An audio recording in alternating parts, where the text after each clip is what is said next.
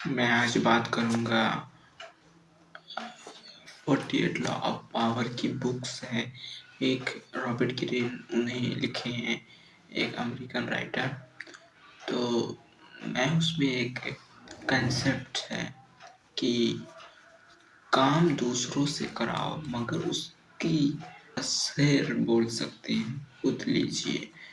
या फिर ऐसे ही बहुत से लॉ हैं जो मुझे पसंद हैं, जैसे पहला, दूसरा, तीसरा सब मुझे पसंद है। ठीक है, मैं आपसे बात कर रहा हूँ तो मैं किसी एक लॉ के बारे में बात करता हूँ। चलो हम यही बात करते हैं कि काम दूसरों से करवाएं मगर शेर खुद ले। या फिर एक और नियम है कि अपने दुश्मन से काम करवाना सीखे, चालाक बने। देखिए, मैं एक कहानी सुनाता हूँ।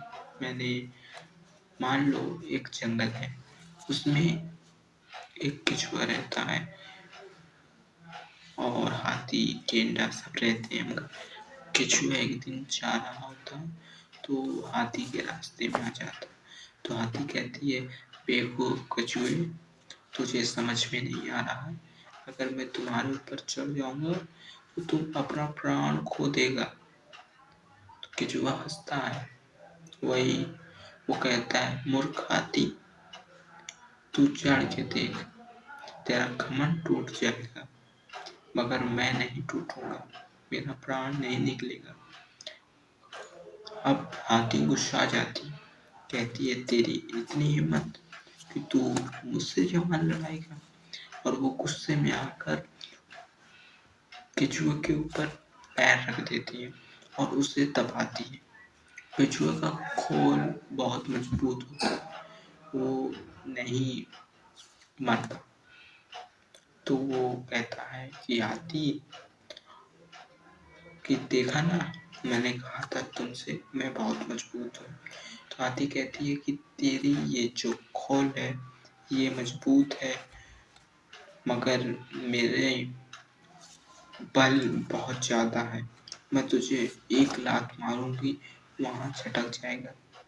मैं तुझे खींच के फेंक दूंगी, तू जाकर गिरेगा उस पहाड़ी के पीछे। तो वो कहता है, ठीक है, तुम्हें अब भी लगता है कि तू मुझसे ज्यादा मजबूत है। कहती, हाँ हाँ, मुझे लगता नहीं, मुझे यकीन है। तो कहता है, ठीक है, कल तुम इस पहाड़ी के पास आना और हम एक रस्सी तुम्हारे पास होगी, एक मेरे पास, उसका सिरा, और हम खींचेंगे। जो खींच लेगा वो ताकतवर कहलाएगा। तो हाथी ने ये चैलेंज खुशी खुशी एक्सेप्ट कर लिया और कहा कि मैं तुम्हें कल देखती हूँ। तो वो केचुआ चला गया पानी में। पानी में उसे दरियाई घोड़ा परेशान कर रहा था। कहता है कि बच्चे, आज मेरा मूड, केचुआ बोलता है कि आज मैं खुश हूँ बहुत, ये तुम्हें ऐसा सबक सिखाता कि तुम सोचते नहीं। तो कहता है कि जा जा, तू कहाँ केचुआ और मैं कहाँ हिप्पोपोटामस। तो कहता है कि तुझे लगता है कि तुझे बहुत जान है तुझे, मगर मैं तुझे यहीं पर हरा के दिखाता हूँ।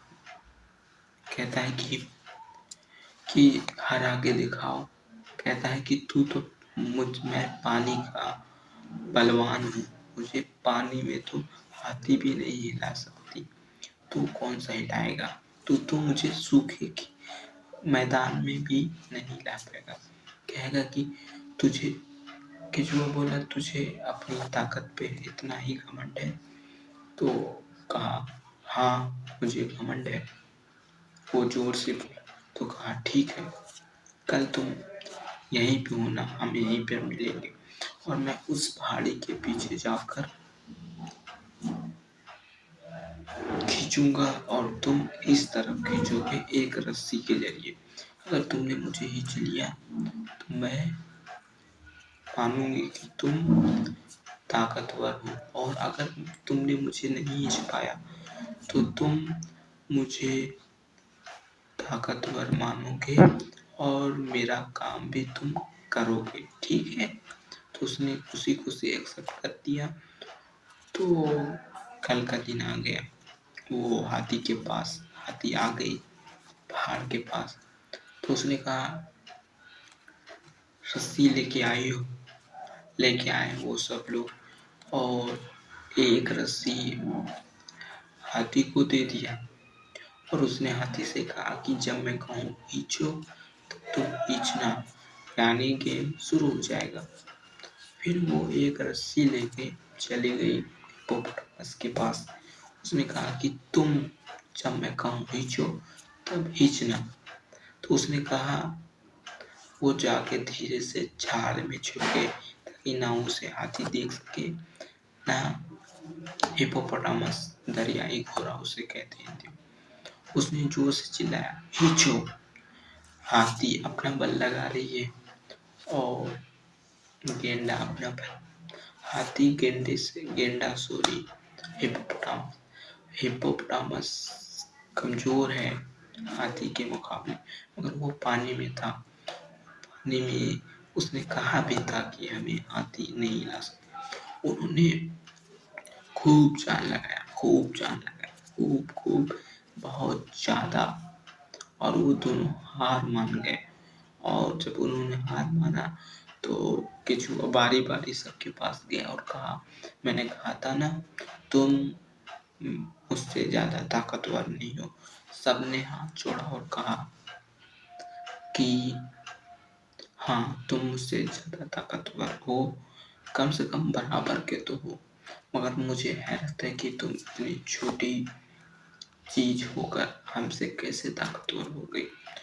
उसने कहा, पहले मेरा इनाम निकालो और तुम दफ़ा हो जाओ, नहीं तो मैं अभी और काम करके तुम्हें चलने लायक नहीं छोड़ूंगी। हाथी भाग गई और गेंडे को भी उसने डरवा दिया। उसने गया, कहा, गेंडा, दरियाई घोड़ा, मैंने तुमसे कहा था ना कि तुम मुझसे ज़्यादा ताकतवर नहीं हो। गेंडा घबराया हुआ था, उसने अपनी हार स्वीकार की और भाग गया। और क्या आप जानते हैं, आप इस कहानी से समझ गए होंगे कि केचुआ ने ना इधर बल लगाया ना उधर, बल्कि दो बलवान को आपस में लड़ा दिया। केचुआ के पास बड़ा था तो वो था ज्ञान का भंडार, उसका ब्रेन उनके मुकाबले मजबूत था, ताकतवर था, साइज में भले ही छोटा हो। उसी तरह इंसान है, इंसान का ब्रेन छोटा होता है, इंसान खुद बहुत से जानवर से छोटे होते हैं, मगर इंसान इस धरती पर राज्य करते हैं। इनके मुकाबले में दूर दूर तक कोई नहीं है, यानी हमारे मुकाबले में। ये 48 लॉ ऑफ पावर में लिखा गया है कि अपने दुश्मन का इस्तेमाल करो, दूसरे पर भरोसा ना करो। उसने दो दुश्मन को आपस में लड़ाकर खुद ताकतवर बन गया। ये चीज अगर कहोगे ये तो एक कहानी थी, हाँ ये एक कहानी थी, मगर आप रियल में भी इसे देख सकते हैं। एग्जाम्पल दो ईरान वार। ईरान वार में अमेरिका ने सद्दाम हुसैन को, इसराइल ने ईरान को जब 1980 में सपोर्ट किए, और यूरोप और दोनों देशों को लड़ाकर दो इलाके की महत्वपूर्ण शक्ति थी, दोनों दुश्मन को आपस में लड़ाकर दोनों को कमजोर कर दिया। और फिर इराक का क्या हाल हुआ, और ईरान आज भी सफरिंग कर रहा है। इसीलिए अगर आपके पास ब्रेन है, ताकत नहीं है, ताकत दूसरे की इस्तेमाल करें। अगर मेरे पास ऐसा ब्रेन होती, ऐसी स्ट्रेंथ होती, मैं कितना भी कमजोर मुल्क का प्रेसिडेंट होता, मैं चाइना, रसिया, अमेरिका को यूज करता।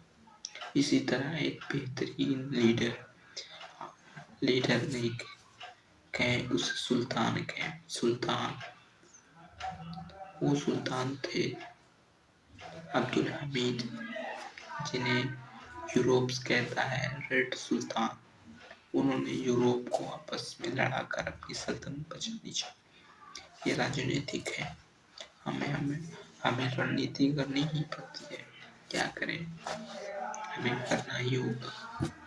इसीलिए कहते हैं दुश्मन का इस्तेमाल करो। दुश्मन भी एक तरह का दोस्त है, उसकी भी शक्ति सिर्फ आपके ही लिए हानिकारक नहीं। अगर आप में बुद्धि है तो वो आपको फायदा पहुंचा सकती है, और अगर आप में बुद्धि नहीं है, आपकी ताकत आपके लिए अजाब बन जाएगी। अभी देखा है ना, वेनेजुएला के पास इतने तेल है, गोल्ड है, कोयले हैं, और उसके पास ताकत नहीं है। वही चीज़ें उसके लिए मुझे कहने की ज़रूरत नहीं है। उसी तरह इराक, जिन्हें हम कहते हैं रिसोर्सेस हेल या अजाब कह लीजिए, ठीक है,